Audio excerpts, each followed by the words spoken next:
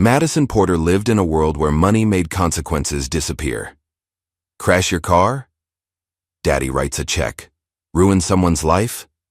Daddy makes a call. For 22 years, she documented it all on social media. Her reign of consequence-free chaos, backed by her father's billions.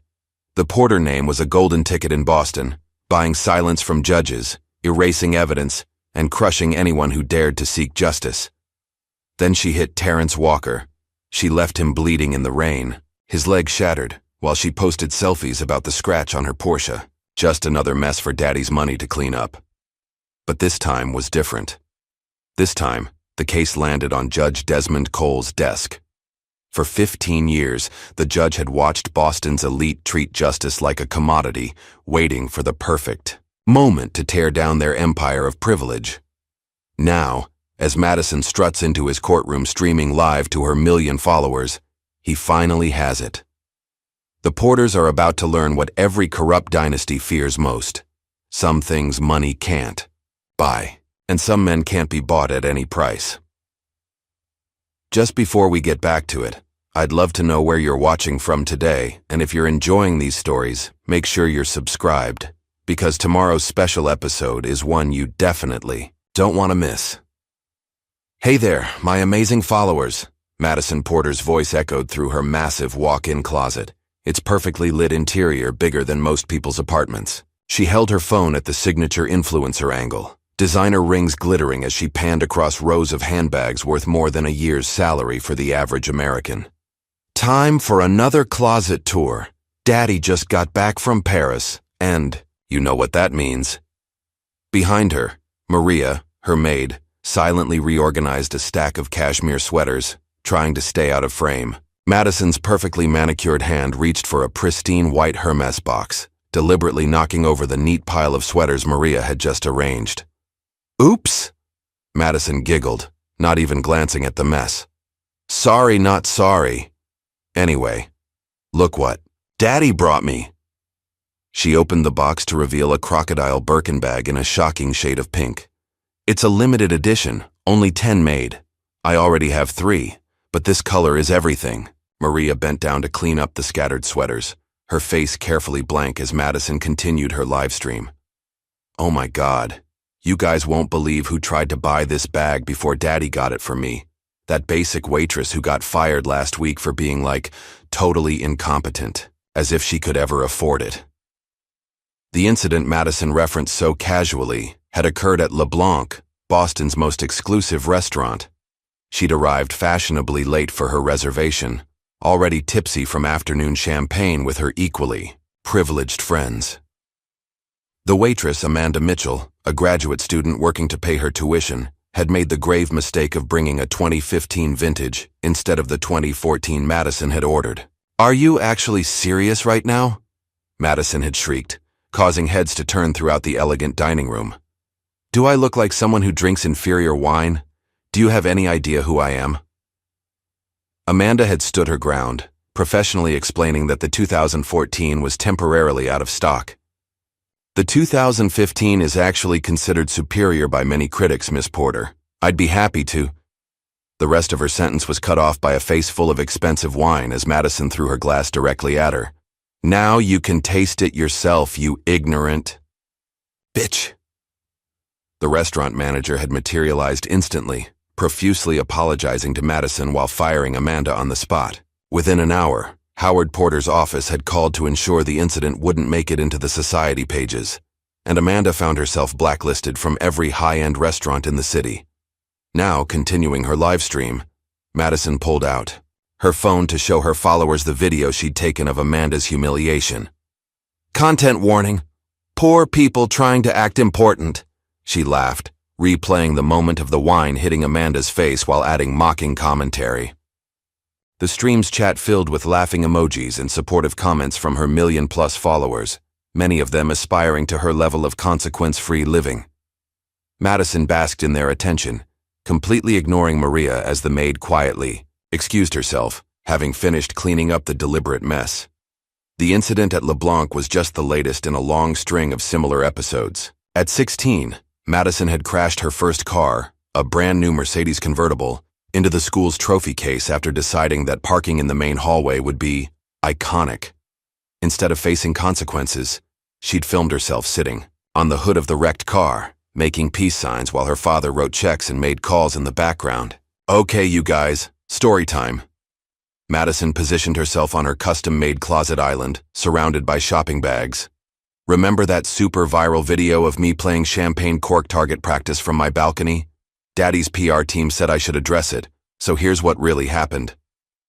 The video in question showed Madison and her friends drinking $2,000 bottles of champagne and purposefully aiming the corks at homeless people 20 stories below, scoring points based on how close they got to hitting them. When it went viral, for all the wrong reasons, Howard's crisis management team had spun it as a misunderstood charity event. Madison had actually been announcing donations to homeless shelters with each cork popped. The fact that no shelters ever received any donations was quietly buried. It was totally just a game, and we were planning to donate anyway. Madison lied smoothly to her camera. People are so sensitive these days. But anyway, speaking of champagne, wait until you see what I'm planning for my million-follower celebration party tonight. She switched to her rear-facing camera to show the army of workers setting up for the party in her penthouse's main room. The theme is, know your place. Get it? Like everyone has to know their place in society. The serving staff will be wearing these super cute little signs with their net worth, and my guests get points for making them cry. The winner gets a shopping spree at Gucci. This kind of casual cruelty had been Madison's trademark since childhood, carefully nurtured by her father's ability to make problems disappear.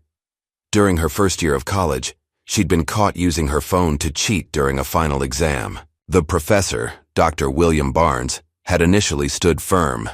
"Miss Porter, this is grounds for immediate failure and possible expulsion," he'd stated firmly, confiscating her phone. Madison had just smiled, twirling her hair around one finger. "We'll see about that.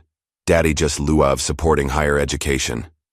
A week later, the university had announced the creation of the Porter Business School Wing, a $50 million donation that coincidentally came with a stipulation about reviewing certain academic misconduct cases. Dr. Barnes found himself reassigned to a satellite campus, and Madison's grade mysteriously changed to an A. Even the police had learned to handle Madison with kid gloves, thanks to Howard's careful cultivation of the right relationships. He'd taught her exactly how to handle any encounter with law enforcement, which officers were on his payroll, what phrases would get her immediate preferential treatment, and how to ensure any incident reports disappeared before they could be filed.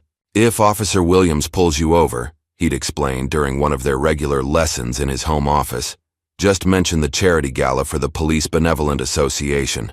He's on the board now thanks to our generous support." Madison had treated it like a game, making a TikTok series called Rich Girl Hacks, where she subtly demonstrated her techniques for avoiding consequences. The videos were carefully edited to seem like jokes while actually showing her real methods, adding to her mystique among followers who wished they could live so freely. The pattern repeated endlessly.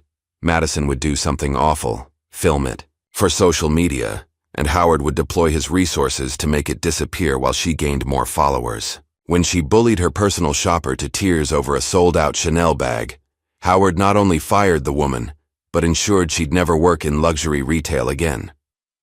When she mocked a scholarship student's speech pattern at a charity gala, the organization quietly increased the student's funding in exchange for silence.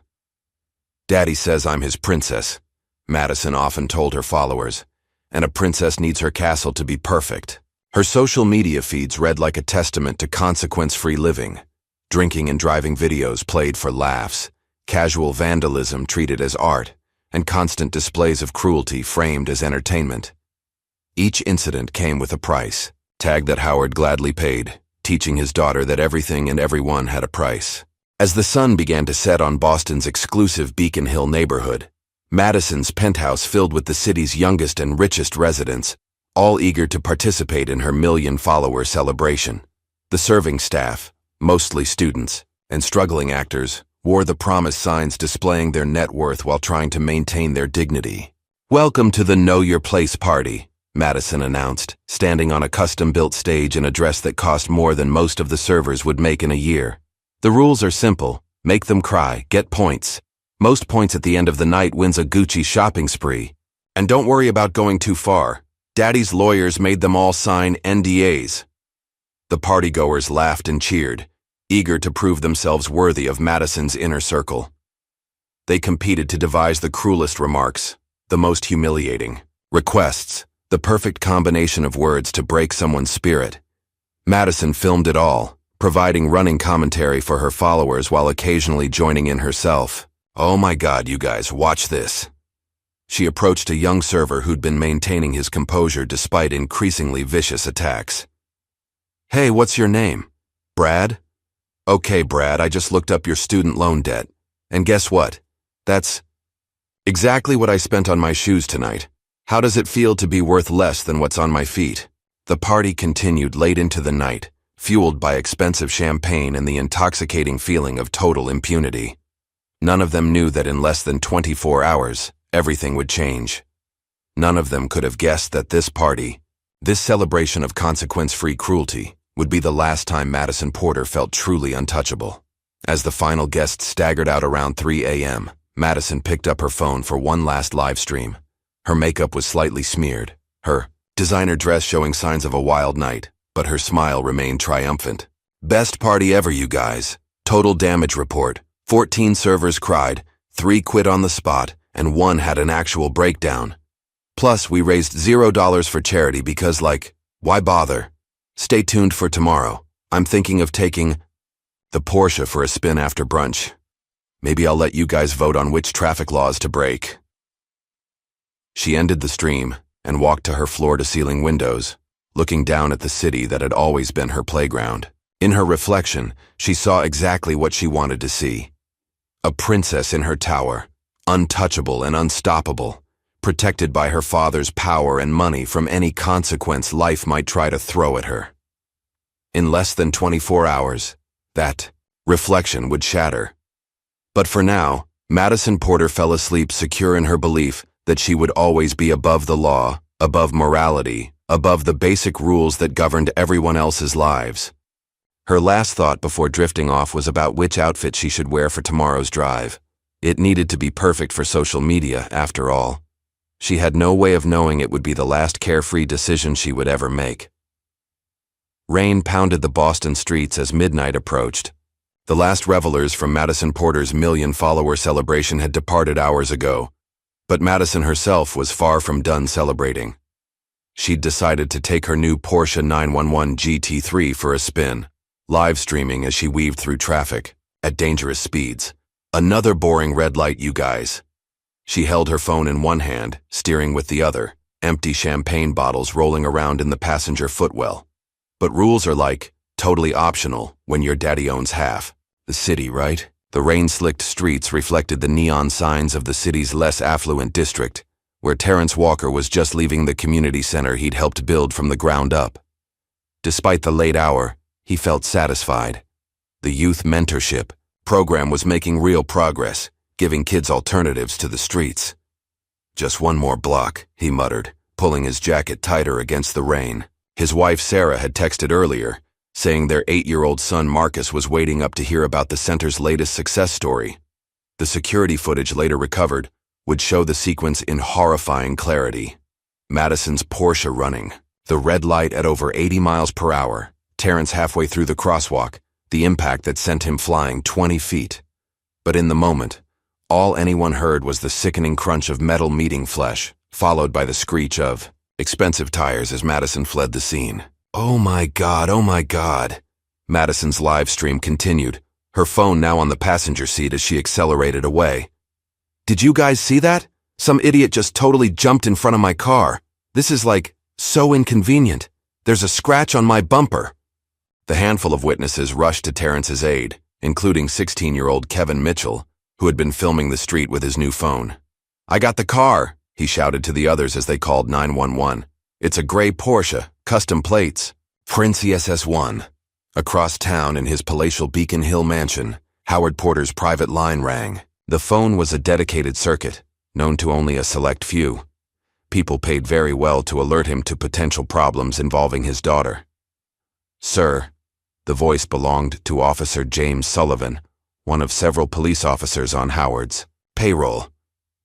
There's been an incident involving Miss Madison's vehicle. Hit and run, victim alive but critical. Witnesses on scene. Howard was already moving, decades of practice having perfected his response to Madison's incidents. Location? Downtown Roxbury District. I'm first on scene but haven't called it in officially yet. Victim is Terrence Walker, runs the community center, multiple witnesses, and there's video. Handle the scene, Howard ordered, his other phone already connecting to Bradley Wells, his chief fixer. I'll handle everything else. Standard arrangement plus 50% hazard bonus. The machinery of privilege and corruption hummed to life. Bradley Wells activated a network of lawyers, PR specialists, and corrupted officials. Before the first, official police units arrived on scene. Plans were already in motion to control the narrative. Sarah Walker's phone rang as she sat waiting for her husband, their son Marcus finally asleep after insisting on staying up. The caller ID showed Terrence's number, but it was a stranger's voice, a paramedic explaining in gentle terms that there had been an accident. At Boston General Hospital, Dr. Rebecca Palmer delivered the devastating news to Sarah. The impact caused severe trauma to his right leg. We had no choice but to amputate below the knee. I'm so sorry, Mrs. Walker. While Terrence fought for his life in surgery, Madison Porter was already home, examining her car in the private garage beneath her penthouse. Look at this damage. She filmed the dented bumper and cracked headlight for her Instagram story. People should really watch where they're walking. Now I have to get this fixed before my brunch plans tomorrow. The first official investigator to arrive at the scene was Detective Lisa Morales, a veteran of the department's hit-and-run division. She immediately noticed signs that the scene had been altered. Skid marks partially washed away, debris patterns inconsistent with witness statements. What exactly happened to the car parts we found? She demanded of Officer Sullivan. Must have been moved during the initial response, he replied smoothly. You know how chaotic these scenes get. I've logged everything as miscellaneous debris. But Detective Morales had already spotted something the cleanup crew had missed. A small fragment of custom paint, the exact shade used on Madison Porter's limited edition Porsche. She carefully pocketed it before anyone could notice. The next morning, while Terrence Walker's family gathered around his hospital bed, Madison Porter was posting breakfast selfies from her favorite rooftop restaurant. Ugh, my head, she captioned one photo. Too much champagne, but at least my outfit is on point. In his chambers at the courthouse, Judge Desmond Cole reviewed the preliminary reports from the hit and run. 20 years on the bench had taught him to recognize the signs of powerful people meddling with justice. The inconsistencies in the police reports were too perfect, the witness statements too vague where they should have been clear. Margaret, he called to his clerk. Pull everything we have on Howard Porter's previous legal entanglements. Every case, every settlement, every judge who's heard anything involving him or his daughter. Howard Porter himself was meeting with Police Chief William Bradford at the Somerset Club, Boston's most exclusive private establishment. They sat in a wood-paneled room that had hosted centuries of similar conversations. Powerful men making problems disappear. The witness situation concerns me, Howard said, sliding an envelope across the mahogany table. Especially the boy with the video. Chief Bradford picked up the envelope without looking inside. I'll have my people speak with the families. These situations can be confusing for young people. Sometimes they misremember details. Meanwhile, at Boston General, Sarah Walker sat holding her husband's hand while Marcus drew pictures for his father's hospital room. The doctors were explaining the long road ahead, months of rehabilitation, the cost of prosthetics, the likelihood that Terrence would never walk normally. Again, the community center. Terrence whispered, his voice weak. The kids need... Shh. Sarah squeezed his hand. The center will be fine. We'll figure everything out. She didn't mention the mysterious phone call she'd received that morning. A lawyer offering an immediate cash settlement in exchange for signing some papers. She'd hung up without letting him finish. Madison's first court appearance was scheduled for the following week. She arrived at the courthouse in a designer outfit worth more than most families' monthly income, her makeup perfect for the cameras she knew would be waiting. Justice is like, so boring, she posted, taking selfies on the courthouse steps. At Least my outfit is fire. A court fashion. Rich girl problems. Her father's legal team had prepared a careful strategy. Paint Madison as the victim of a dangerous intersection. Suggest that Terrence had been jaywalking. Emphasize the unclear road conditions. They'd assembled focus groups to test different narratives, finding the most sympathetic angle for their privileged client. Remember, lead attorney Jonathan Pierce coached Madison before entering the courtroom. You're a young woman who was tragically in the wrong place at the wrong time. Show remorse, but not guilt. Confusion, but not responsibility. But as they entered courtroom 7, they found Judge Desmond Cole presiding, a development Howard's network hadn't managed to prevent. The judge's reputation for incorruptibility was legendary, his commitment to equal justice unwavering. Miss Porter. Judge Cole's voice cut through the courtroom's whispers. I see you're recording with your phone. In my courtroom, all devices are switched off and put away. This isn't social media. This is justice. Madison's perfectly maintained facade cracked slightly as she was forced to hand her phone to her lawyer. For the first time in her life, she couldn't simply document and dismiss what was happening to her. Detective Morales sat in the back of the courtroom observing. She'd spent the week watching key witnesses suddenly change their stories. The teenager with the video now wasn't sure about the car's details. The other witnesses had developed surprising problems with their memory, but she'd been building cases against privileged perpetrators long enough to know how to play the long game. The preliminary hearing proceeded according to the defense's plan. Madison was charged but released on bail, with Howard's lawyers successfully arguing against any travel restrictions. Outside the courthouse, Howard's PR team had arranged for sympathetic reporters to be in prime positions. Madison Porter, daughter of prominent businessman Howard Porter, has been unfairly targeted in this unfortunate accident, Jonathan Pierce announced to the cameras. We're confident that when all the facts come to light, she will be completely exonerated. But not everything was going according to Howard's carefully orchestrated plan. Judge Cole had scheduled an unusually aggressive timeline for the trial, limiting the defense's ability to delay.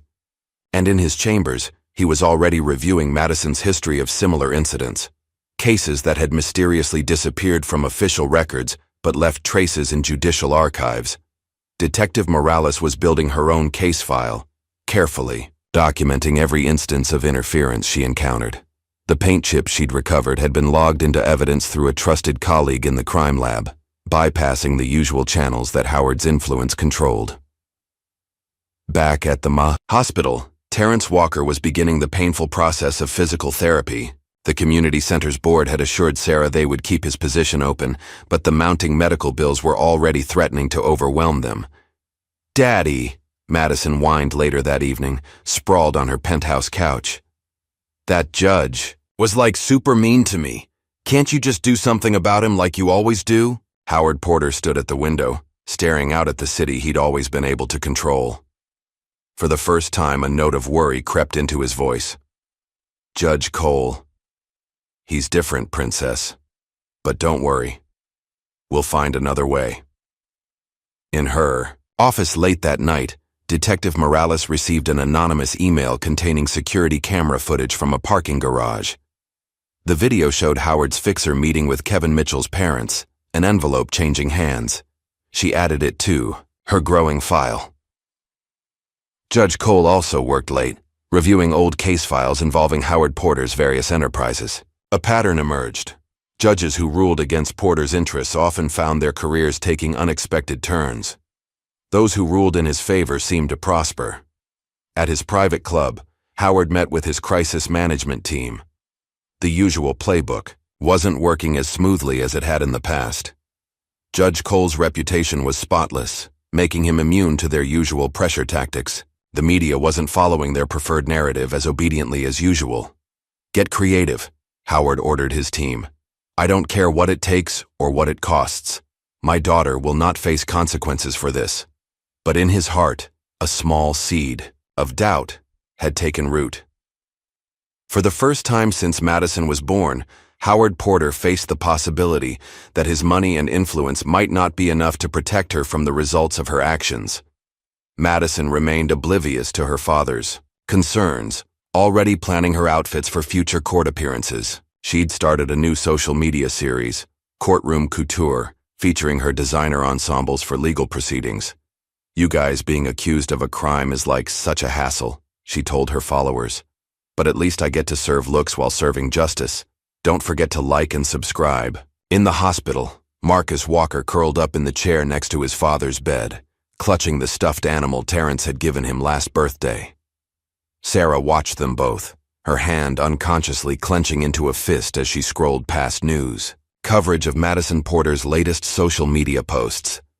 The machinery of privilege continued to move, but for the first time, it was meeting resistance it couldn't simply bulldoze through. Judge Cole's courtroom would prove to be ground zero for a battle between justice and power, with lives and futures hanging in the balance.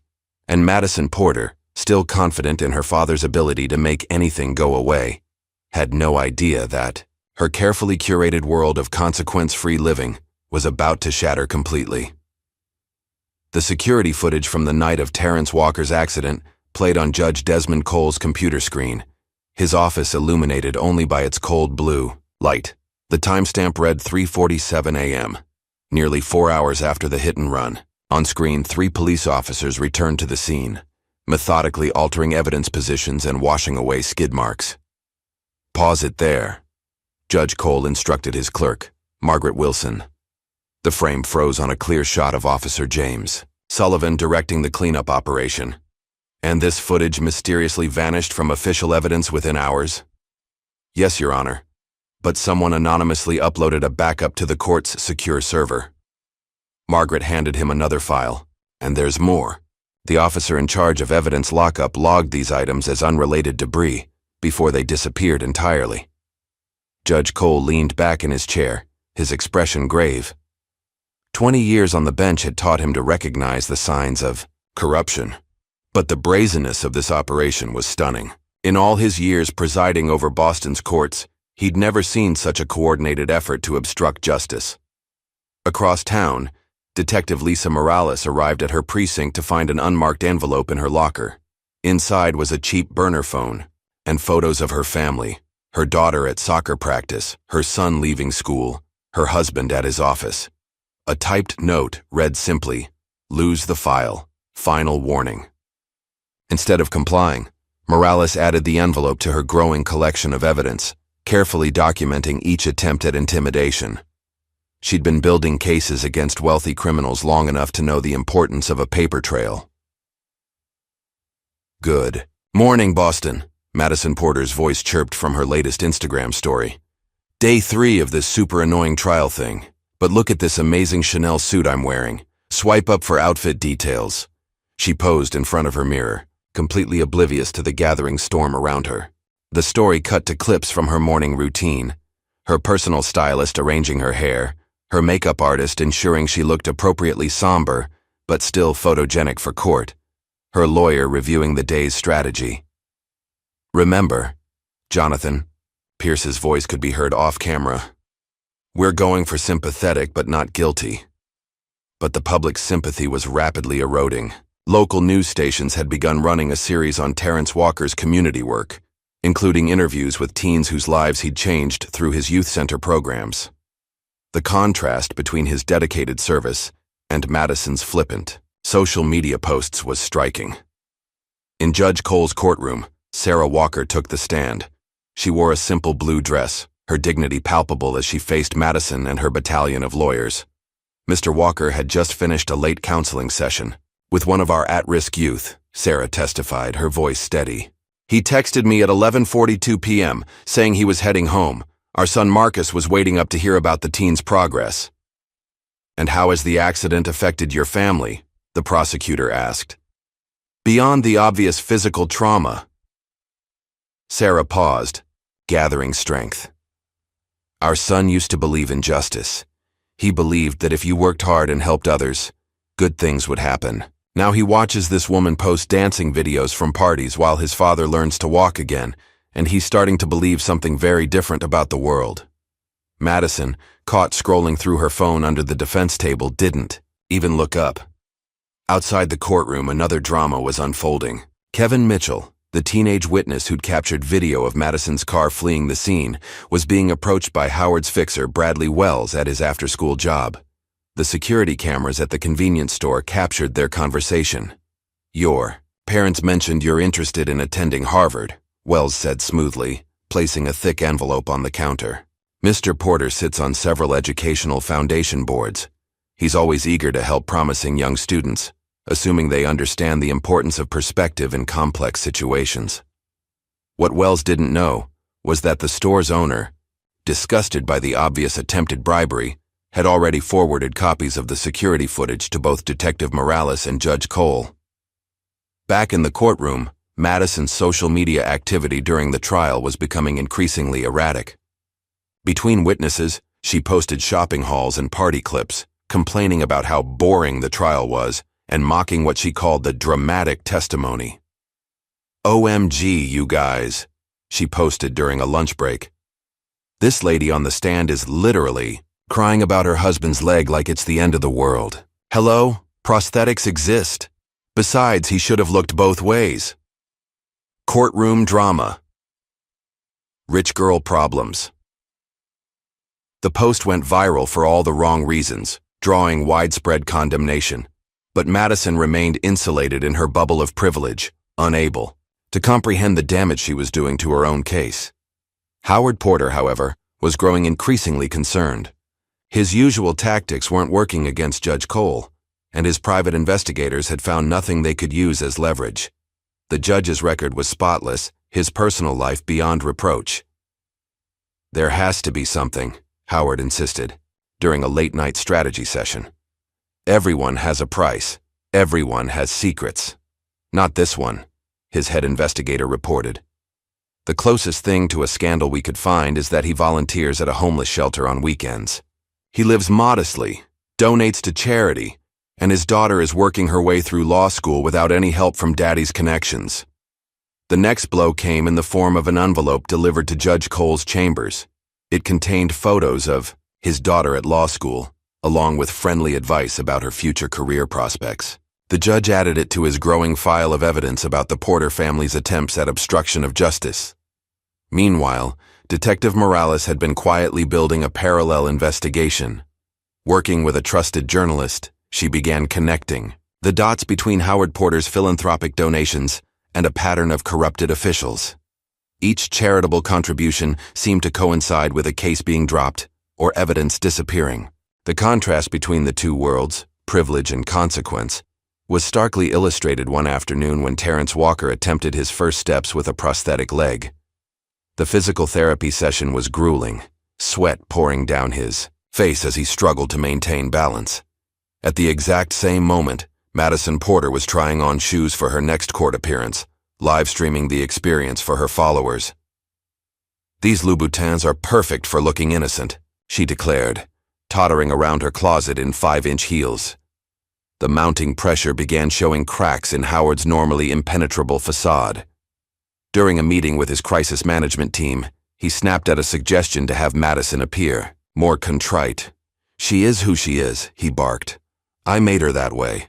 Our job is to protect her, not change her." The comment was revealing. Perhaps the first time Howard had acknowledged his role in creating the situation. But it was too late for self-reflection. The machinery of justice, long held at bay by money and influence, was finally beginning to move. Judge Cole's investigation into past cases revealed a pattern of judicial manipulations spanning decades. Judges who ruled against Porter interests found their careers stalling, their families facing unexpected difficulties. Those who played along received mysterious windfalls and prestigious appointments. Howard's network of influence, built over a lifetime of strategic relationships and carefully placed donations, was beginning to unravel.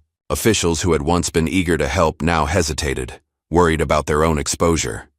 Detective Morales' evidence file grew thicker each day. Anonymous tips began arriving more frequently as people sensed a shift in the power dynamic. Former victims of Madison's behavior, long silenced by NDAs and payoffs, began finding ways to share their stories. But it was Madison herself who continued to do the most damage to her case. Unable to read the room or understand the gravity of her situation, she treated the entire process as content for her social media empire.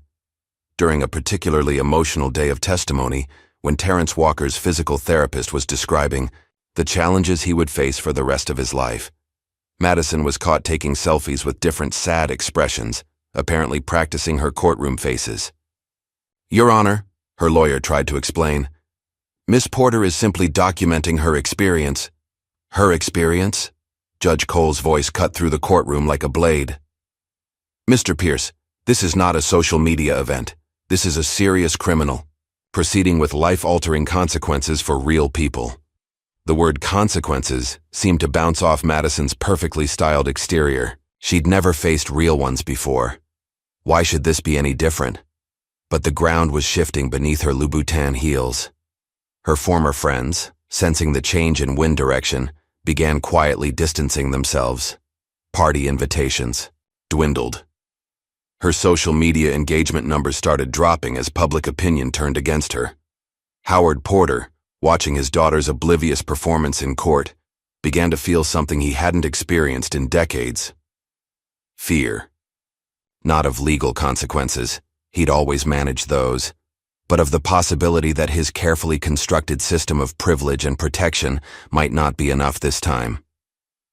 Judge Cole received another package in his chambers, this time containing detailed financial information about his daughter's law school loans, along with suggestions about how quickly those loans could be forgiven. He added it to his evidence file without hesitation.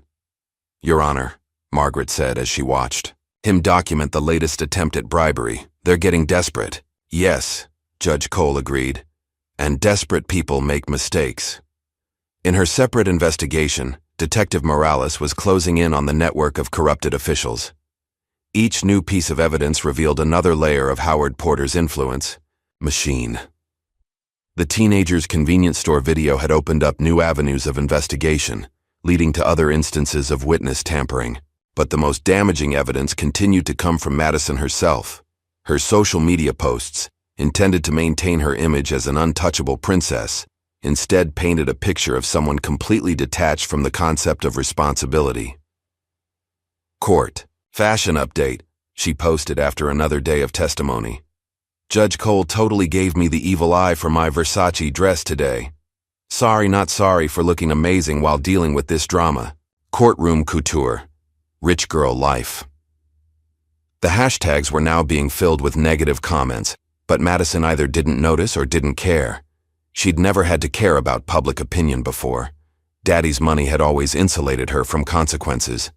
The day's session ended. Judge Cole sat in his chambers reviewing the mounting evidence of corruption. On his desk, files detailed decades of manipulation and obstruction.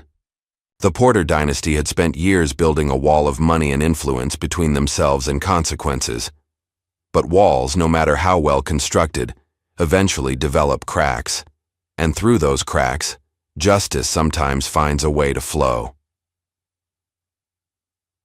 In the hospital's physical therapy room, Terrence Walker gripped the parallel bars, sweat dripping from his forehead as he worked to master his new prosthetic leg. Each step was a battle, each movement a testament to human resilience. The contrast between his struggle and Madison's continuing display of privilege would soon become impossible for even the most sympathetic observer to ignore. The foundation of her consequence-free existence was beginning to crumble, though she remained too self-absorbed to notice. The stage was set for a reckoning that would shake Boston's power structure to its core. The only question was, who would be left standing when the dust settled? The answers would come sooner than anyone expected, and they would change lives forever. The sun hadn't yet risen over Boston when Howard Porter's investigation team delivered their latest report on Judge Desmond Cole. They'd tracked his weekend movements, hoping to find anything they could use as leverage. Instead, they discovered him volunteering at St. Mary's homeless shelter, serving breakfast and helping residents with job applications. "He does this every Saturday," the lead investigator explained, spreading surveillance photos across Howard's mahogany desk. "No cameras, no publicity, not even a tax write-off. He just helps people." Howard slammed his fist on the desk, sending coffee splashing across the expensive wood. "Everyone has something. Set up cameras around the shelter. Stage some compromising situations if you have to. I don't care what it takes. But their attempts to trap the judge backfired spectacularly. When they planted a young woman to act drunk and throw herself at him, Cole simply called her an Uber and paid for it himself. When they arranged for a donor to offer a substantial contribution to the shelter in exchange for judicial favors, Cole reported the attempted bribery to the ethics committee. Meanwhile, Madison was live streaming her morning routine, completely oblivious to her father's mounting desperation. Her phone propped up on her bathroom counter, she chatted with followers while her glam team prepared her for another court appearance. "You guys, court is like so exhausting," she pouted as her makeup artist applied another layer of mascara. "But I'm thinking of starting a new fashion line, Courtroom Couture by Madison." What do you think? We could do like designer handcuffs and stuff." Her lawyer, Jonathan Pierce, could be heard groaning off camera. "Miss Porter, please. We've talked about this. Your social media activity is damaging your case." Madison rolled, her eyes dramatically for her audience. "Whatever. Daddy says the judge just needs the right motivation. Speaking of which, how amazing is this Alexander McQueen blazer? Totally giving innocent rich girl vibes." In the courthouse, Detective Morales was reviewing security footage from the parking garage beneath the building. Howard's fixer, Bradley. Wells had been busy. The cameras had caught him meeting with multiple witnesses, each encounter followed by sudden changes in testimony. "Look at this," she pointed out to her partner. "The timestamp matches exactly when our star witness suddenly developed memory problems about the car's description." The evidence of witness tampering was mounting, but Howard's influence still ran deep. Each time Morales tried to move forward with charges, paperwork mysteriously disappeared, or witnesses suddenly became unavailable.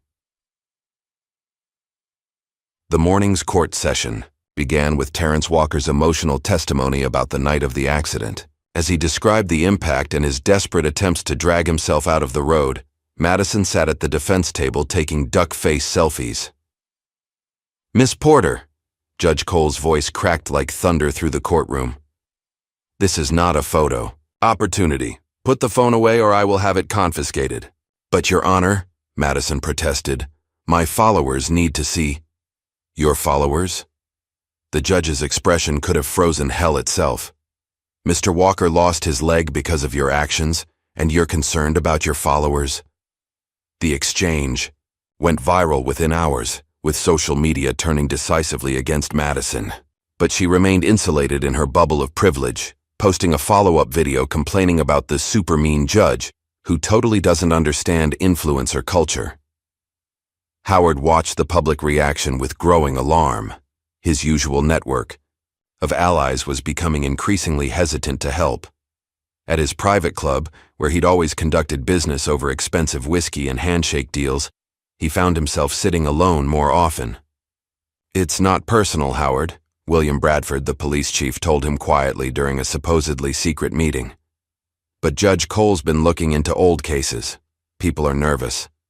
Maybe it's time to consider a plea deal." "A plea deal?" Howard's voice rose dangerously. "My daughter doesn't plea. She doesn't face consequences. That's not how this works."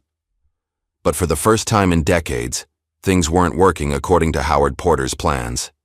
His carefully cultivated network of influence was showing cracks, and through those cracks, justice was beginning to seep. The situation deteriorated further when Madison's defense team reached their breaking point. During prep for her testimony, she ignored their advice and posted a racially insensitive meme about the case, complete with jokes about prosthetic legs. "Miss Porter," Jonathan Pierce struggled to maintain his professional composure. "You have to understand how serious this is. Judge Cole has our back against the wall. Your social media activity is making it impossible to mount an effective defense." "Oh my God, you sound just like Daddy." Madison rolled her eyes, already composing. Another post. "Everyone needs to calm down. Nothing bad ever happens to me, remember? That's like my whole brand." The entire defense team quit the next morning, leaving Howard scrambling to find replacements. But top law firms, sensing the shifting winds, were suddenly too busy to take the case. Detective Morales seized the opportunity to serve search warrants on the offices of Howard's recently departed legal team. A junior lawyer, disgusted by what he'd witnessed, had been copying documents before leaving. The evidence of corruption and witness tampering was damning. Judge Cole received the latest anonymous tip about evidence tampering and began reviewing old cases involving Howard's business associates. A pattern emerged, a web of corruption stretching back decades, all protected by money and influence. "Your Honor," Margaret reported, "we've found similar patterns of evidence manipulation in at least 30 cases involving Porter Industries or its subsidiaries." The judge nodded grimly. "Document everything. This goes beyond one hit-and-run case now." Howard's desperation reached new heights. He attempted to have Judge Cole removed from the case, citing bias against his daughter. The hearing became a public embarrassment as his accusations fell apart under scrutiny. "Your Honor," Howard's new lawyer argued before the Judicial Review Board, "Judge Cole's handling of this case shows clear prejudice against Miss Porter's social media career and lifestyle." "Her lifestyle?" The head of the review board raised an eyebrow. "You mean her habit of mocking the victim while in court? Her documented attempts to intimidate witnesses? Please, counsel, do elaborate."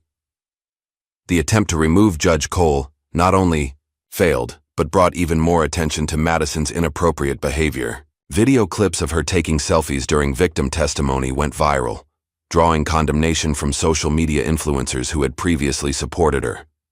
Madison's response was to double down, posting a video from the courthouse bathroom after Judge Cole confiscated her phone during another inappropriate filming incident. "This is literally discrimination against digital creators," she wailed, not realizing someone in another stall was recording her tantrum. "Don't they know who I am, who my father is?" The bathroom video leaked online, providing a perfect snapshot of the entitled attitude that had characterized Madison's entire life. But now, instead of finding it entertaining, the public was outraged. Howard's crisis management team worked overtime trying to contain the damage, but Madison's constant social media presence made it impossible. Every attempt to paint her as remorseful was undermined by her own posts, showing her partying, shopping, and making light of the proceedings. "Sir," Bradley Wells reported during a late-night strategy session, "we've lost control of the narrative. Judge Cole has managed to block our usual channels of influence and Miss Madison's social media activity. I don't want excuses." Howard shouted, his usual composed facade cracking. "I've spent her entire life making sure she never faces consequences. I'm not going to fail her now." But failure was becoming a real possibility. Detective Morales' investigation had uncovered a paper trail of bribes, threats, and corruption. The witnesses who had changed their stories were beginning to recant, feeling safer under Judge Cole's protective orders. Madison remained oblivious to the gathering storm. During another court session, while Terrence's physical therapist testified about his grueling recovery process, she was caught playing a mobile game under the defense table. "Miss Porter, Judge Cole's patience had clearly reached its limit. Since you seem unable to grasp the seriousness of these proceedings, perhaps a night in custody will adjust your perspective." "What? No." Madison's perfectly made-up face crumpled. In shock, "Daddy, do something!" For the first time in her life, Howard Porter could only watch helplessly as his daughter faced actual consequences. The sight of Madison being led away by court officers, still protesting that this isn't fair and "don't you know who my father is?" became the day's top news story. She was released the next morning, but the brief taste of consequences had shaken her. For perhaps the first time, she began to realize that her father's money and influence might not be enough to protect her this time. Howard's response was to become even more aggressive in his attempts to control the situation. He doubled the bribes offered to witnesses, increased pressure on officials who might be sympathetic, and deployed his PR team to paint his daughter as the victim of a biased justice system. But Judge Cole had been preparing for exactly this kind of escalation. Each attempt at interference was documented, each threat recorded, each bribe attempt added to the growing file of evidence about the Porter family's corruption. Detective Morales found herself suddenly removed from the case, officially due to budget reassignment. But she had anticipated this move and had already shared her evidence with trusted colleagues and journalism contacts. The walls were closing in, and even Howard Porter's money couldn't stop it. His usual tactics weren't just failing, they were actively making things worse. Each attempted manipulation only added to the evidence against them. Madison's social media empire began to crumble as followers turned against her. Her sponsored content deals were canceled one by one. The carefully curated image of the consequence-free princess was falling apart. "Daddy," she whined during a strategy meeting with their new legal team, "can't you just buy the judge like you usually do? This is so boring and I have a party tonight." Howard Porter, the man who had spent decades building a wall of money between his daughter and consequences, felt something he hadn't experienced since his own childhood. Helplessness. The machinery of justice, so long held at bay by wealth and influence, was finally beginning to move. And neither Howard's money nor Madison's social media influence could stop it. In his chambers, Judge Cole reviewed the latest evidence of the Porter family's attempts to obstruct justice. The pattern was clear: a lifetime of buying their way out of consequences, of treating the law as something that only applied to other people. "Your Honor," Margaret asked, "do you think they'll ever understand what they've done?" Judge Cole looked at the photo of Terrence Walker learning to walk with his prosthetic leg, then at Madison's social media post mocking his testimony. "Understanding isn't required for justice," he replied. "Only consequences are." The stage was set for a confrontation between wealth and justice, between privilege and accountability. And for the first time in his life, Howard Porter wasn't sure his money would be enough to buy his daughter's way out of trouble. Madison's carefully constructed world of consequence-free living was about to come crashing down. The only question was how much damage she would do to herself and others before she finally understood that some things can't be fixed with Daddy's money and a social media post. The reckoning was coming, and not even Howard Porter's billions could stop it. The Boston courthouse's largest courtroom was packed to capacity. Judge Desmond Cole had called a special hearing to address the mounting evidence of witness tampering and corruption. The evidence wall behind him told a damning story. Photographs, bank statements, and transcripts connected by red strings, all leading back to Howard Porter. "This court," Judge Cole's voice filled the silent room, "has uncovered a pattern of systematic interference with justice that spans decades. Today, we will address these attempts to obstruct justice in the case of the People versus Madison Porter." Madison sat at the defense table, for once not looking at her phone. The device had been confiscated at the door. Judge Cole's new zero-tolerance policy for her social media antics. Without her digital shield, she looked younger, almost vulnerable. Howard Porter watched from the gallery, his usual confident demeanor showing cracks. His newest legal team, the third since the trial began, shuffled papers nervously. They'd warned him this was coming, but he hadn't listened. "First exhibit." Judge Cole gestured to a screen where surveillance footage began to play. "This video shows Mr. Bradley Wells, an employee of Porter Industries, approaching witnesses with bribes. Mr. Wells, please stand." Bradley Wells, Howard's longtime fixer, rose slowly from his seat. 20 years of making problems disappear for the Porters had not prepared him for this moment. "This court is referring Mr. Wells for immediate prosecution on charges of witness tampering, obstruction of justice, and conspiracy to corrupt public officials. Bailiffs, please take him into custody."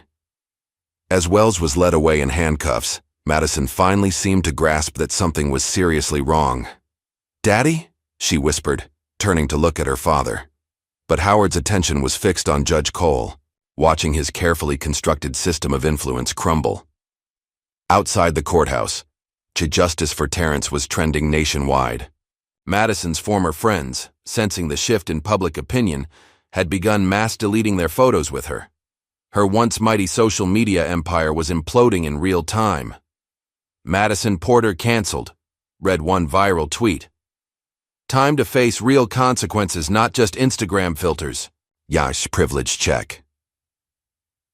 The online revolution against Madison gained momentum when her former prep school classmate, Emma Thompson, went public with a video detailing years of bullying and manipulation. "She made my life hell," Emma's tearful testimony spread across social media platforms. "And every time I tried to stand up to her, her father would threaten my family's business." We almost lost everything because Madison Porter decided she didn't like my shoes in 7th grade. More stories emerged.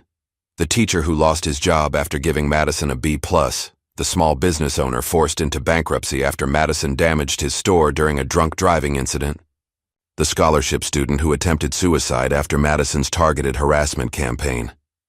In the courtroom, Judge Cole was just getting started. The court has evidence of systematic attempts to manipulate this trial.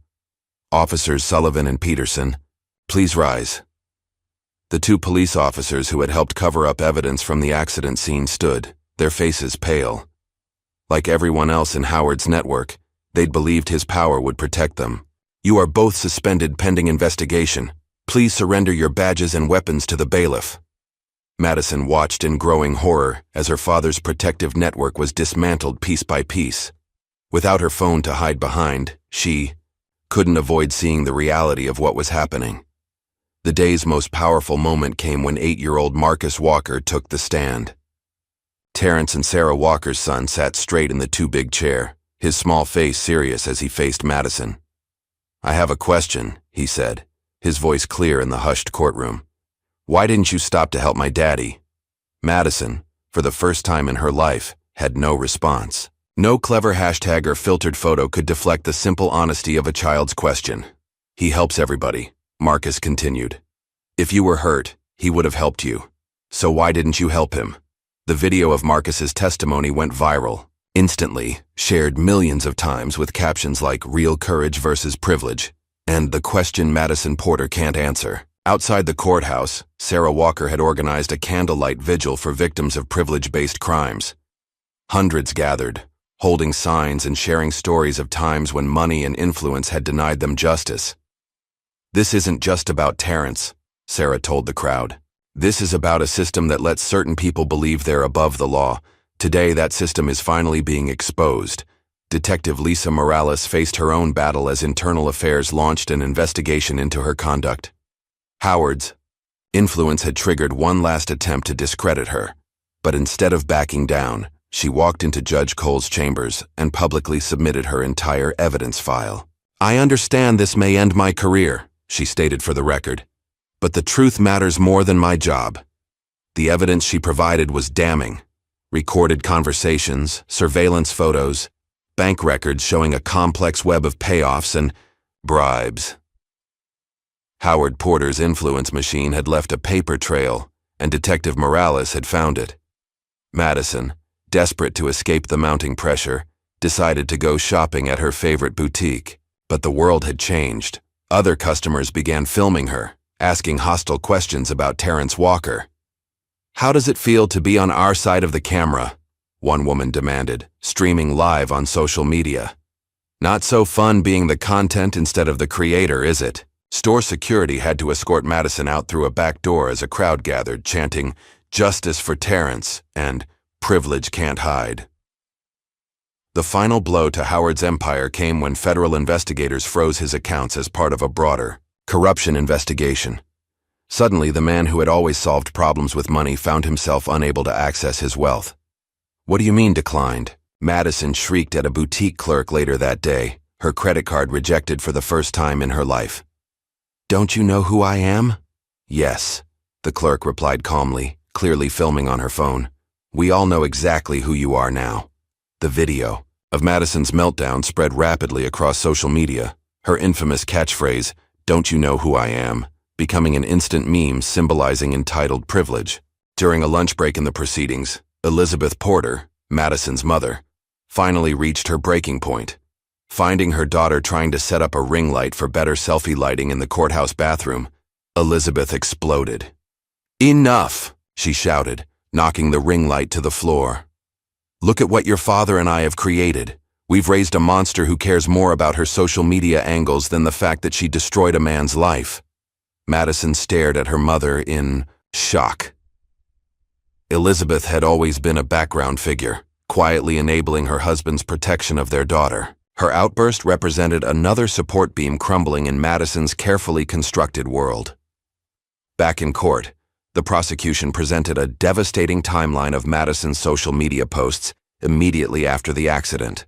Photos of her partying, shopping, and mocking the proceedings played on the courtroom screens.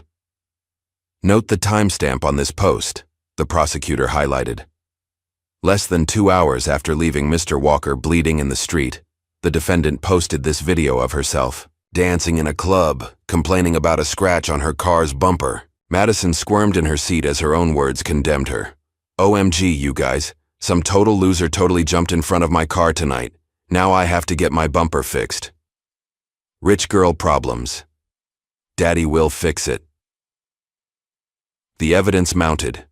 Posts showing her complete lack of remorse, videos mocking Terrence's injury, selfies taken during emotional testimony. Each piece of content she'd created to maintain her image now served to destroy it. Howard Porter watched helplessly as his daughter's social media empire became evidence against her. Every attempt he'd made to protect her had only made things worse. His money couldn't buy influence anymore, not with his accounts frozen and his network of corruption exposed. Judge Cole's systematic dismantling of the Porter influence machine had broader implications. Other wealthy families who had operated with similar impunity began facing scrutiny. The phrase Porter privilege entered the cultural lexicon, describing the phenomenon of rich people buying their way out of consequences. Madison's former inner circle abandoned her completely. Her so-called friends deleted all traces of their association with her from their social media profiles.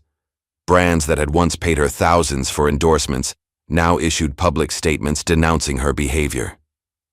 "I built this world for you," Howard told his daughter during a quiet moment in the courthouse corridor. "I thought I was protecting you. Instead, I turned you into this." For the first time, Madison saw real defeat in her father's eyes. The man who had always fixed everything, who had constructed an entire system to shield her from consequences, was powerless. The prosecution's final presentation focused on the human cost of Porter privilege. They showed testimony from dozens of people whose lives had been impacted by Madison's consequence-free existence. Former classmates, service workers, accident victims whose cases had been buried by Howard's money. "This case is about more than one hit and run," the prosecutor concluded. "It's about a systematic abuse of power that allowed Madison Porter to treat other people's lives as props in her social media performance. Today, that performance ends." Judge Cole adjourned court for the day, but the reckoning was far from over. Madison returned to her penthouse to find her influencer empire in ruins. Her follower count was plummeting, her sponsorship deals canceled, her carefully curated image shattered. Alone in her massive closet, surrounded by designer clothes and luxury items, Madison Porter faced something entirely new. Consequences that Daddy's money couldn't fix. The turning point had arrived, and there was no filter that could soften its impact. The morning sun cast long shadows through the courthouse windows as Howard Porter straightened his Italian silk tie one last time. The gesture, performed countless times over decades of wielding power in Boston's corridors of influence, felt different today. His hands, usually steady from years of signing checks to make problems disappear, trembled slightly. "Mr. Porter," his newest lawyer whispered urgently. "The FBI agents are—" The rest of the warning was cut off by the sudden appearance of federal agents entering the courtroom from multiple doors. Their movements were precise, practiced, inevitable. "Howard Porter," the lead agent's voice carried clearly through the suddenly silent courtroom, "you are under arrest for conspiracy, witness tampering, obstruction of justice, and corruption of public officials." Madison, watching from the defense table, let out a sharp cry as handcuffs clicked around her father's wrists. "Daddy! No, you can't. Don't you know who he is?" The lead agent turned to her, his expression impassive. "Yes, Miss Porter. That's exactly why we're here."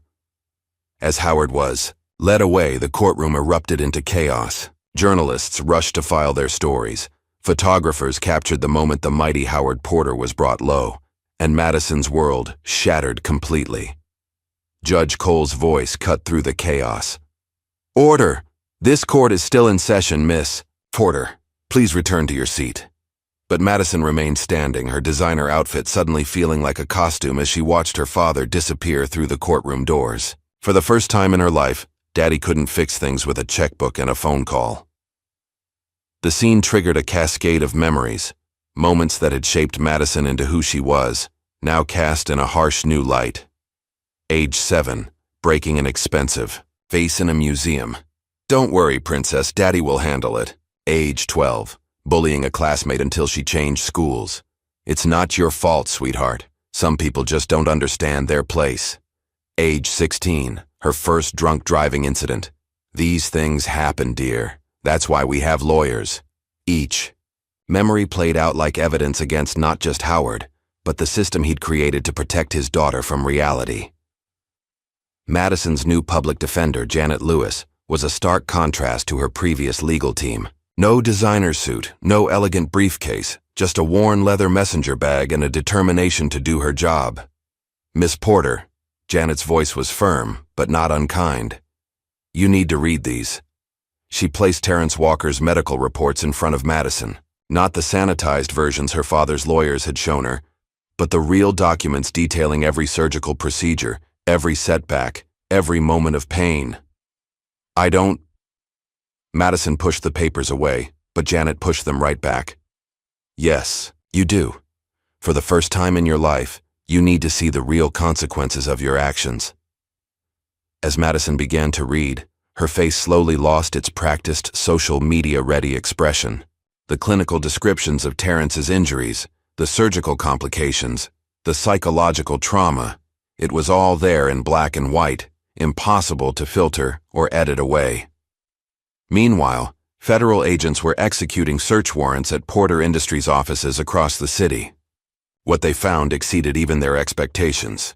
Spreadsheets tracking payoffs to officials, blackmail material on judges and prosecutors, detailed records of witnesses who had been silenced. He documented everything, one agent remarked to another as they boxed up evidence. Like he was proud of it. The evidence painted a picture of systematic corruption spanning decades. Howard Porter hadn't just broken the law. He'd created an entire parallel system where money could buy immunity from consequences. Back in the courtroom, Madison attempted to access her credit cards during a lunch break, only to find everything frozen as part of the federal investigation. What am I supposed to do? She demanded of her public defender. How am I supposed to live? Janet looked at her with a mixture of pity and frustration. Like everyone else, Miss Porter. Like everyone else. The afternoon brought another blow as recordings of Howard's conversations with his fixers were played in court. His casual dismissal of Terrence's injury was devastating. So he lost a leg, Howard's voice filled the courtroom. Offer him enough money and this goes away. Everyone has a price. Madison watched as Sarah Walker clutched her husband's hand, tears streaming down her face as she listened to Howard discuss her family's trauma as if it were a simple business transaction. The next morning, Madison visited her father in jail. The visiting room was nothing like the wood-paneled offices and exclusive clubs where they usually met. Howard Porter, stripped of his bespoke suits and power ties, looked almost small in his orange jumpsuit. Daddy, Madison's voice cracked. Fix this.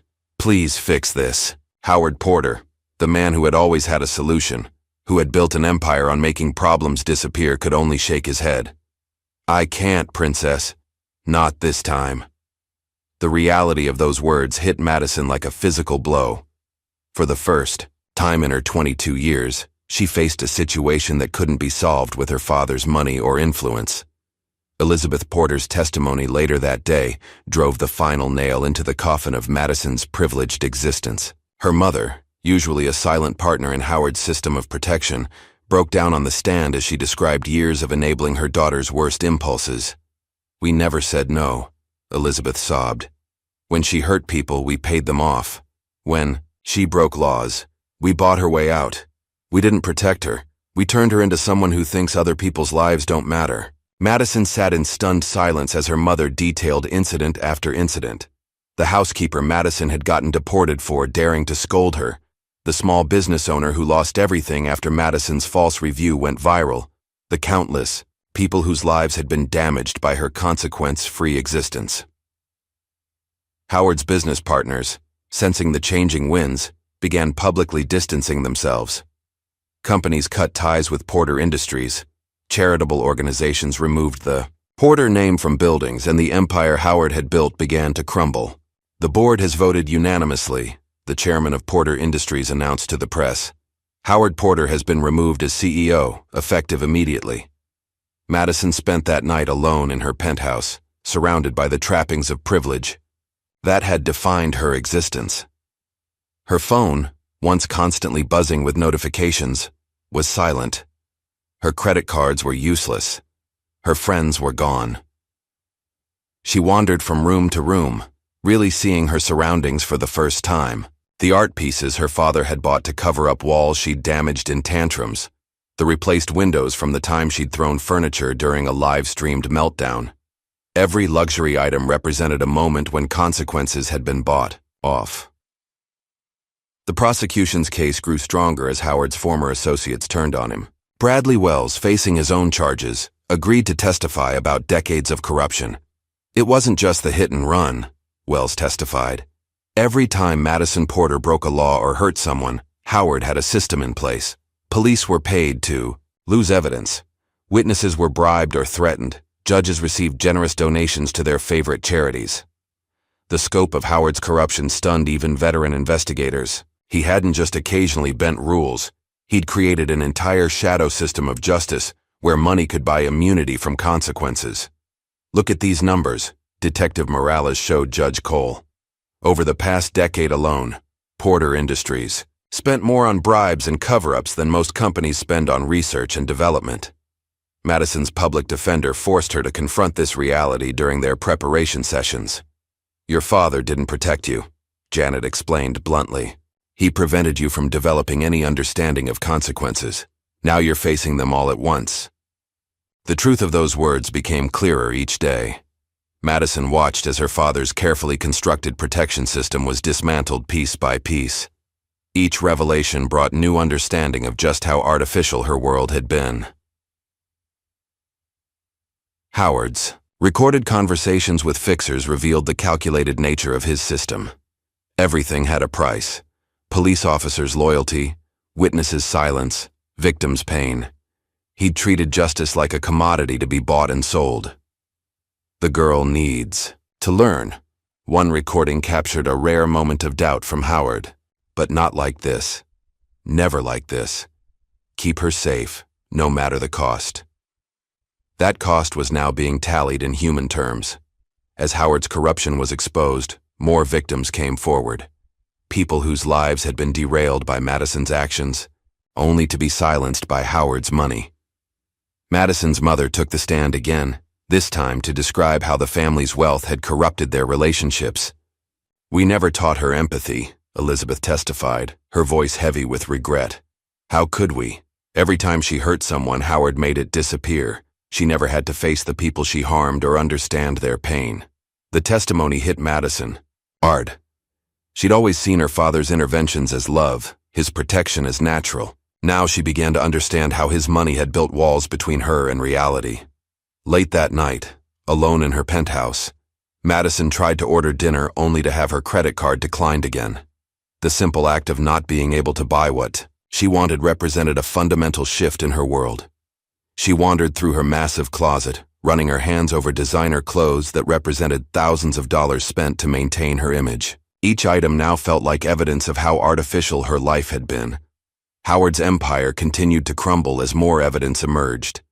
His business partners fled, his political connections denied knowing him, and his influence evaporated.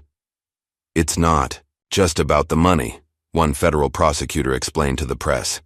Howard Porter created a system that corrupted our entire justice system. He made his daughter believe she was above the law, and he bribed or threatened anyone who tried to tell her differently. Madison's public defender worked to help her understand the gravity of her situation. Your father's money can't help you anymore, Janet explained. For the first time in your life, you'll have to face the consequences of your actions. The reality of those consequences became clearer each day. Madison watched as her father's protection system was dismantled, leaving her exposed to the real world for the first time. As the sun set on another day of revelations, Madison stood at her penthouse window, looking out at a city that no longer bent to her will. In her reflection, she saw something new. Not a princess in her tower, but a young woman facing reality for the first time. The father had fallen, and with him fell the walls that had protected his daughter from consequences for so long. The question now was whether Madison Porter could learn to live in a world where actions had real consequences, where Daddy's money couldn't make problems disappear. The answer would come sooner than anyone expected, and it would change her forever.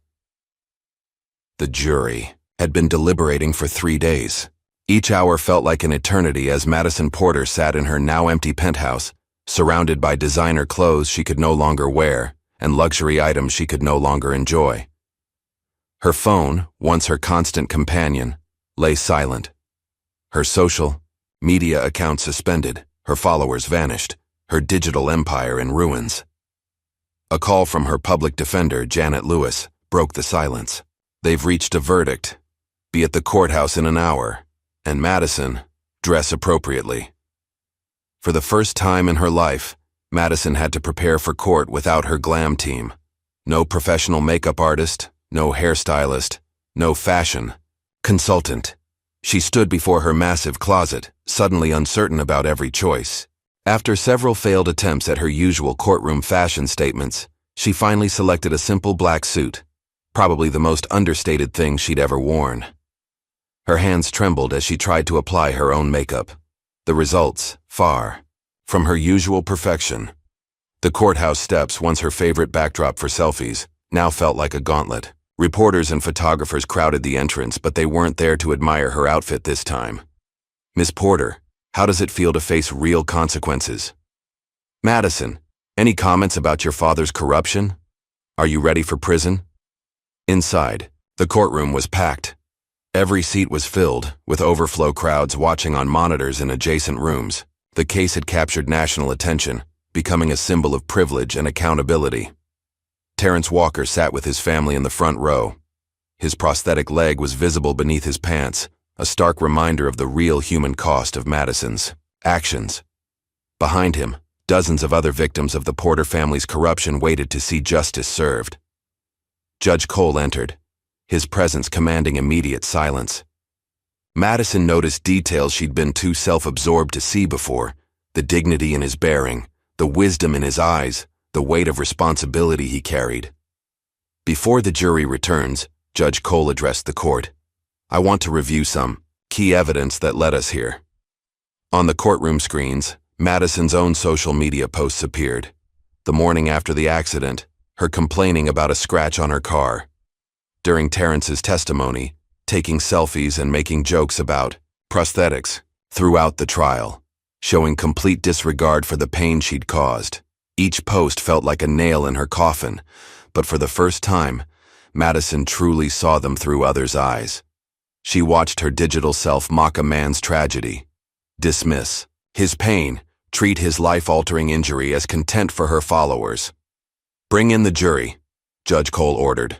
The jury filed in, none meeting Madison's eyes. The foreman handed the verdict to the clerk, who passed it to Judge Cole.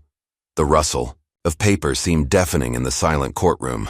In the case of the People versus Madison Porter, on the charge of leaving the scene of an accident resulting in serious bodily injury, how do you find? The foreman stood.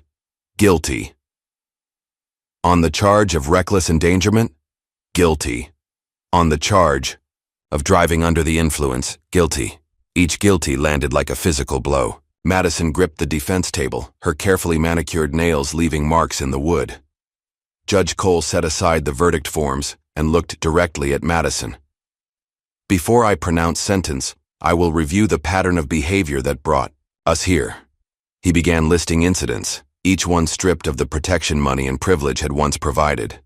The teacher whose career she'd destroyed for giving her a B+, the housekeepers she'd had deported for minor offenses, the small businesses ruined by her vindictive reviews, the students driven from school by her bullying, the countless service workers humiliated for her entertainment.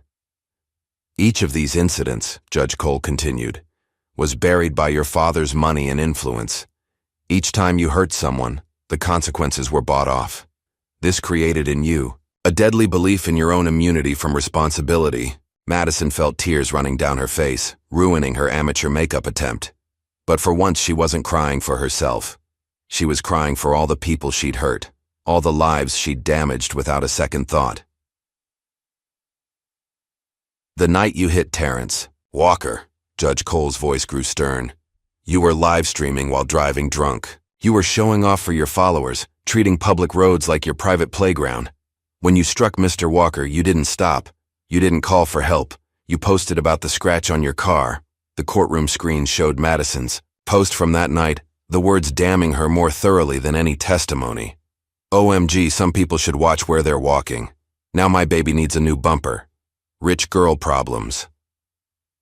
Your subsequent behavior during this trial has demonstrated a continued lack of remorse or understanding. You treated these proceedings like content for your social media following. You mocked Mr. Walker's injury. You showed contempt for this court and the very concept of justice. Each word struck home. Madison saw her father in his prison jumpsuit, her mother's tear-stained face, the Walker family's dignity in the face of her cruelty. She saw the true cost of her consequence-free existence. However, Judge Cole continued, recent events have stripped away the protection that enabled your behavior. Your father's arrest and the exposure of his corruption have removed the system that shielded you from responsibility. For the first time in your life, Madison Porter, you will face real consequences. The sentence, when it came, was comprehensive. 5 years in state prison, mandatory counseling, significant financial restitution to the Walker family, community service working with amputees after release. Furthermore, Judge Cole added, this court orders the immediate suspension of all your social media accounts. Your platform was a weapon you used to mock and humiliate others. That ends today. As if on cue, Madison's remaining social media accounts went dark. Her millions of followers, her verified status, her influence, all gone in an instant. The reality of prison hit hard as she was led away in handcuffs. No designer clothes, no luxury amenities, no daddy to fix things, just concrete walls and iron bars. Her final walk through the courtroom was a stark contrast to her first appearance. Gone was the smirking selfie taker in couture. In her place was a young woman finally facing the consequences of her actions.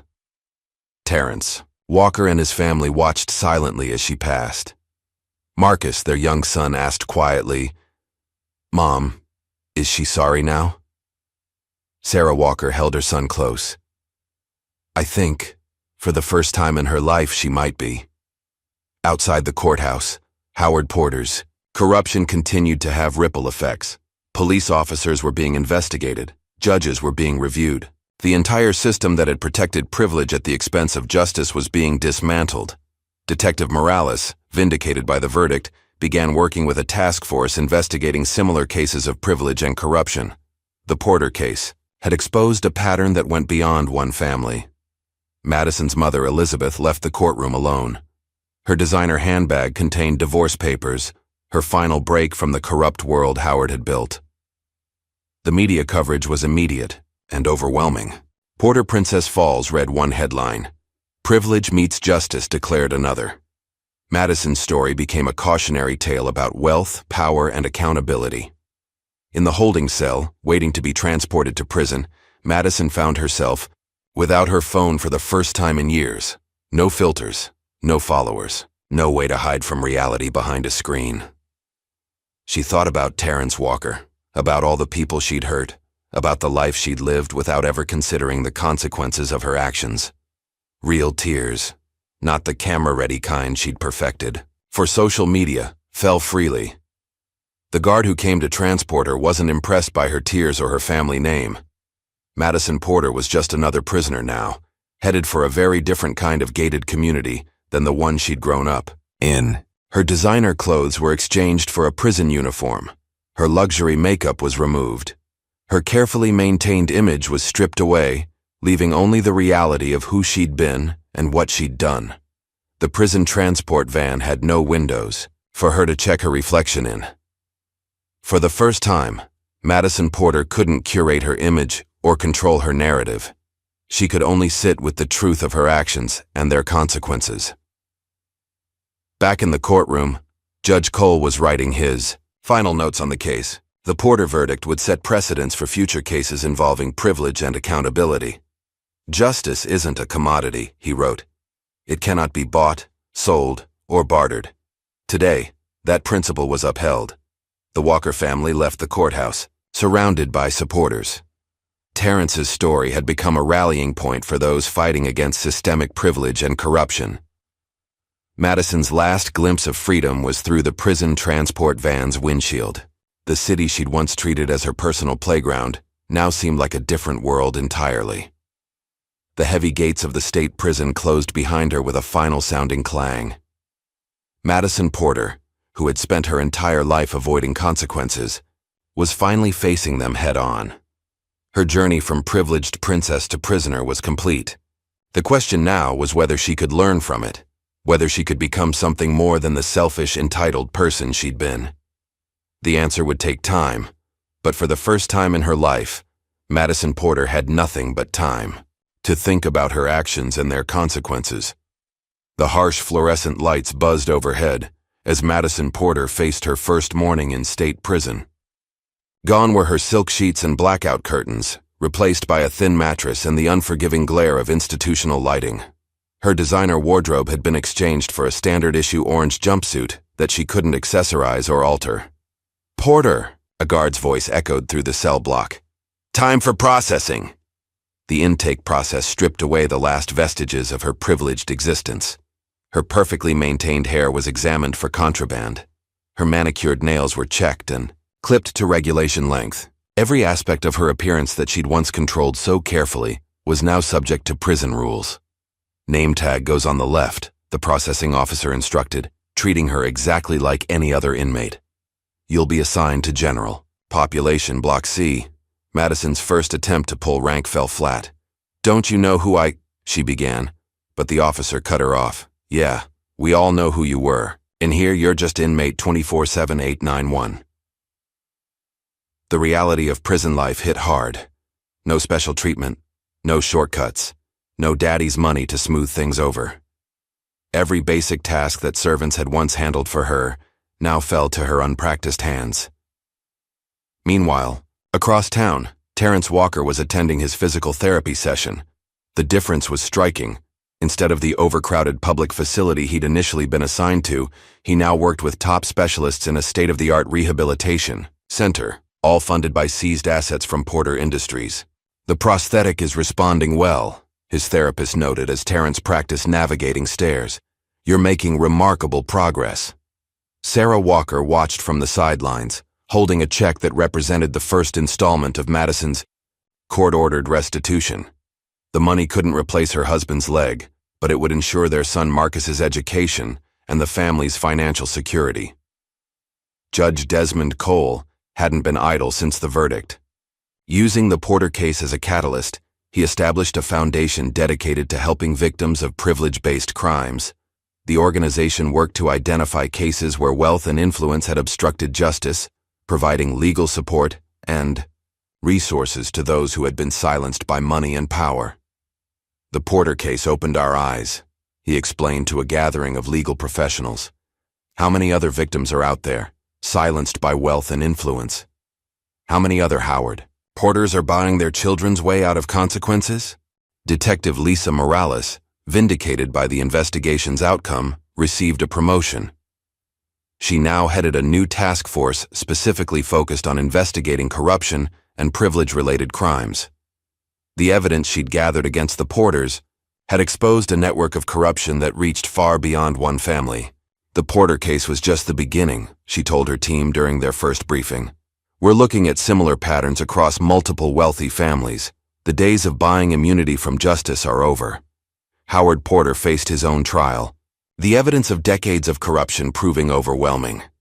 His fellow inmates at the federal prison weren't impressed by his once mighty name or his stories of wealth and influence. He was just another white-collar criminal, his empire of corruption reduced to commissary privileges and visiting hours.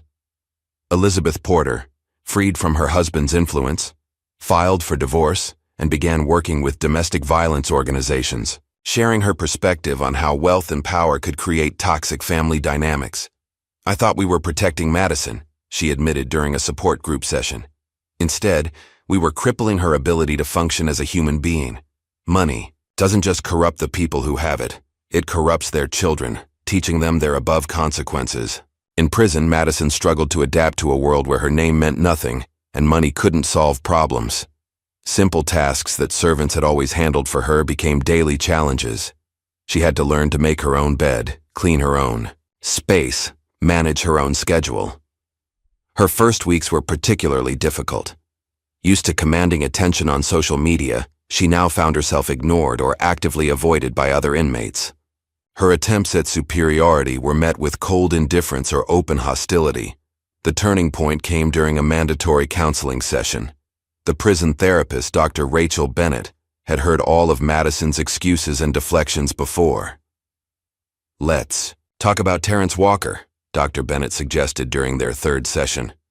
"Not about the accident, about him as a person. What do you know about him?" Madison opened her mouth to deliver her usual practiced response about unfortunate accidents and unclear road conditions, but Dr. Bennett stopped her. "No, Madison. What do you know about him as a human being? About his work with troubled youth? About his family? About the lives he's changed?" For the first time, Madison had to confront Terrence Walker as a person rather than an inconvenience to be handled with Daddy's money. Dr. Bennett showed her news coverage of the community center, testimonials from teens whose lives Terrence had turned around, pictures of programs he'd developed despite working with minimal funding. "While you were spending millions on clothes and parties," Dr. Bennett pointed out, "he was changing lives with whatever resources he could scrape together." Think about that contrast. The realization hit Madison hard. She'd spent her life treating people as props in her social media performance, never considering their humanity or the impact of her actions on their lives. 6 months into her sentence, Madison joined a prison support group for inmates working on taking responsibility for their actions. The other prisoners were initially skeptical of the former social media princess, but her growing genuine remorse gradually earned their respect. "I never had to think about consequences," she admitted during one session. "Daddy's money made everything go away. I never had to face the people I hurt or understand their pain. I lived in this bubble where nothing I did had real impact because money could fix everything." As part of her rehabilitation, Madison began working in the prison's occupational therapy program, helping inmates with physical disabilities adapt to their limitations. The irony of her situation, helping people with challenges similar to what she'd caused Terrence Walker, wasn't lost on her. A year into her sentence, Madison wrote a letter to the Walker family. Unlike her previous public statements crafted by lawyers and PR teams, this was raw and genuine. "Dear Mr. Walker and family, I know no words can undo what I did to you. For the first time in my life, I understand that some things can't be fixed with money or influence. I've spent my entire life hurting people and letting my father make the consequences disappear. That night, I didn't just take your leg. I showed the worst of what privilege and entitlement can do to a person's humanity. I'm not asking for forgiveness. I don't deserve it. I'm writing because I want you to know that I finally understand the cost of my actions, not just the physical cost to you, but the human cost to your family, your work, and all the young people you help. I'll spend the rest of my life trying to become someone who adds value to the world instead of taking it away." The letter wasn't a magic solution. The Walkers' pain and challenges remained. But it represented something significant. The first time Madison Porter had taken genuine responsibility for her actions without trying to buy her way out of consequences. Meanwhile, Terrence's story had inspired change beyond Boston. His community center, now properly funded through seized Porter assets and public support, became a model for similar programs nationwide. He turned his tragedy into an opportunity to help others, advocating for both justice reform and accessibility rights. "What happened to me exposed a broken system," he told a gathering of community activists. "But it also showed that justice is possible, even against wealth and privilege. We just have to be willing to fight for it." Judge Cole's foundation began seeing results, helping other victims of privilege-based crimes find their voices and seek justice. The Porter case had created a template for holding wealthy offenders accountable, breaking down the wall of money and influence that had protected them. Detective Morales' task force uncovered similar patterns of corruption in other wealthy families, leading to more investigations and arrests. The Porter case had opened a door that couldn't be closed, exposing how money had corrupted the justice system. Howard Porter, watching his empire crumble from federal prison, finally began to understand the magnitude of what he'd done. Not just the corruption and bribery, but the damage he'd done to his own daughter by teaching her that money could erase consequences. "I thought I was protecting her," he told his therapist during a mandatory session. "Instead, I turned her into someone who couldn't function in the real world. Every time I solved her problems with money, I prevented her from growing as a person." Elizabeth Porter channeled her experience into advocacy work, speaking about the hidden costs of privilege and the importance of teaching children accountability, regardless of their social status. As Madison's first year in prison drew to a close, she looked at her reflection in the metal mirror of her cell. Gone was the perfectly curated social media princess. In her place was someone learning, painfully and gradually, how to be a real person. The final month of that year brought an unexpected development. The prison's occupational therapy program received a new client, an inmate who had lost his leg in an accident. Madison was assigned to help him adapt to his prosthetic. Working with him, she gained an even deeper understanding of what she'd done to Terrence Walker. Every struggle, every moment of frustration, every small victory in adapting to life with a prosthetic became a lesson in the real human cost of her actions. 2 years into her sentence, Madison was allowed to watch a documentary about Terrence's community center on the prison's limited TV privileges. She saw him working with teenagers, teaching them about resilience and responsibility despite his disability. "Sometimes bad things happen to us," Terrence told his students in the documentary. "But what matters is how we respond. Do we let it break us, or do we use it to become stronger and help others?" Madison Porter, former social media princess and embodiment of consequence-free privilege, wrote those words in her journal. For the first time in her life, she was learning the lesson her father's money had prevented her from understanding. Every action has consequences, and real strength comes from facing them rather than buying your way out. The story of Madison Porter became more than just another rich girl facing justice.